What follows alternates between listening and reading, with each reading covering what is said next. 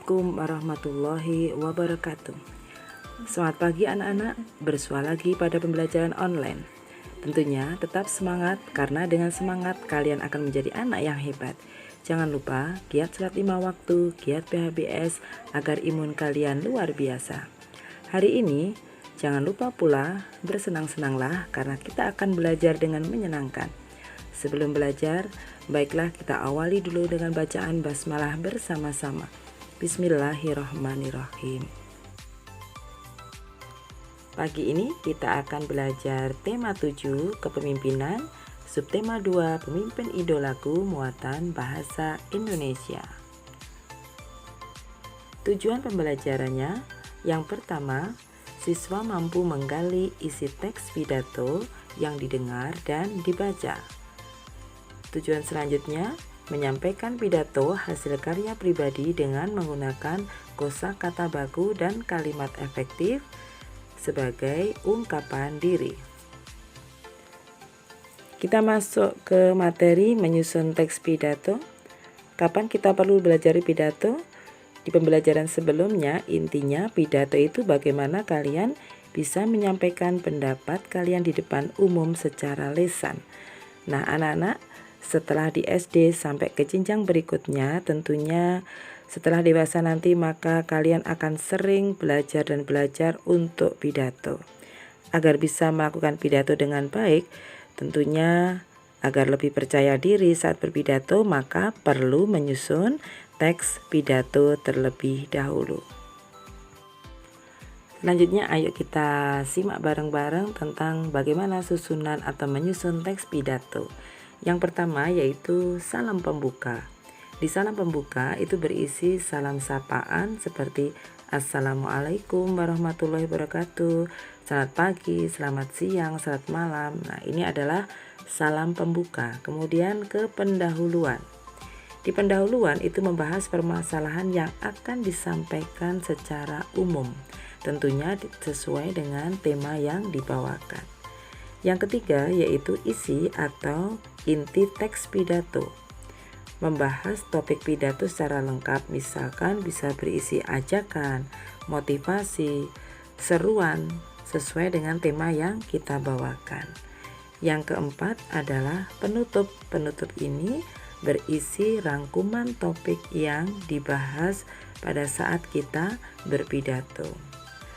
Selanjutnya yang kelima, susunan teks pidato adalah salam penutup, ucapan terima kasih atau yel-yel penyemangat sehingga orang atau audiens yang mendengarkan pidato kalian itu lebih bersemangat dan senang menerima ajakan kalian saat pidato. Ayo sekarang kalian perhatikan bagaimana langkah menyusun teks pidato secara lengkap. Yang pertama, tentukan tema pidato atau tentukan tema dari apa yang kalian sampaikan dalam pidato. Yang kedua, tentukan perkiraan waktu pidato. Ini berhubungan dengan kapan kita mengucap selamat pagi, selamat siang, selamat malam, dan lain sebagainya. Yang ketiga, susunlah kerangka pidato. Dimulai dari pendahuluan tentunya berisi kalimat sapaan. Nah, ini penting sekali, sapaan ini harus dilakukan dengan baik sehingga bisa menarik perhatian audiens di awal. Yang keempat, susun isi pidato. Penyusunan isi pidato ini adalah pembahasan topik secara lengkap yang akan kita berikan. Dan yang kelima, tulis bagian penutup. Isinya adalah salam penutup. Dan jangan lupa ucapan terima kasih. Tentunya pada saat kita menyusun langkah pidato ini, susunlah dengan bahasa yang santun, kalimat yang efektif, dan dengan menggunakan kata-kata yang baku. Anak-anak, saat orang lain berpidato tentunya kalian harus menyimak dan mendengarkan ya. Agar apa? Kalian bisa memperoleh isi atau ilmu, wawasan ilmu dari apa yang kita dengar. Dan tentunya dengan menyimak pidato seseorang, maka kita tahu tujuan apa sebenarnya orator itu menyampaikan pesannya. Nah, berikut adalah berbagai macam tujuan orang berpidato. Yang pertama adalah tujuan naratif. Tujuan naratif ini menyampaikan informasi melalui cerita atau narasi. Misalkan saat upacara bendera peringatan Hari Pahlawan maka menceritakan sejarah tentang kepahlawanan atau tentang kepahlawanan Ibu kita Kartini dan sebagainya, atau peringatan Hari Kemerdekaan. Tujuan pidato yang kedua yaitu tujuan argumentatif, bertujuan meyakinkan pendengar untuk mendukung pendapatnya. Tentunya ini disertai dengan berbagai alasan kenapa pidato yang disampaikan itu ajakannya seperti itu, berarti orator mempunyai satu alasan. Contohnya saat pidato kepala sekolah tentang pentingnya penghijauan di sekolah, maka dalam pidatonya kepala sekolah menyampaikan berbagai macam alasan mengapa penghijauan perlu dijunjung tinggi. Kemudian yang ketiga yaitu tujuan persuasif, mengajak pendengar untuk mengikuti ajakan yang disampaikan saat pidato.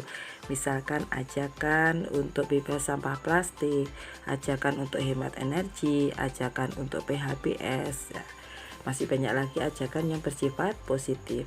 Dan yang terakhir adalah tujuan agitatif, bertujuan untuk mengobarkan semangat para pendengarnya.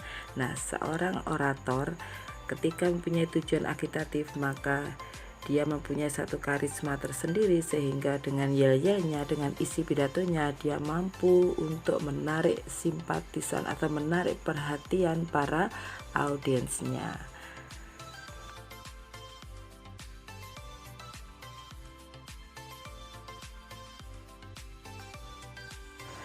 Hari ini kita sudah belajar tentang apa itu cara menyusun teks pidato, kemudian apa tujuan orang berpidato. Tentunya cobalah anak-anak membuat satu pidato sederhana. Tentunya penyusunan teks pidato perlu diperhatikan mulai awal hingga akhir. Silakan anak tetap semangat. Dan tentunya agar manfaat kita akhir bacaan alhamdulillah bersama-sama. Alhamdulillahirabbil alamin. Assalamualaikum warahmatullahi wabarakatuh.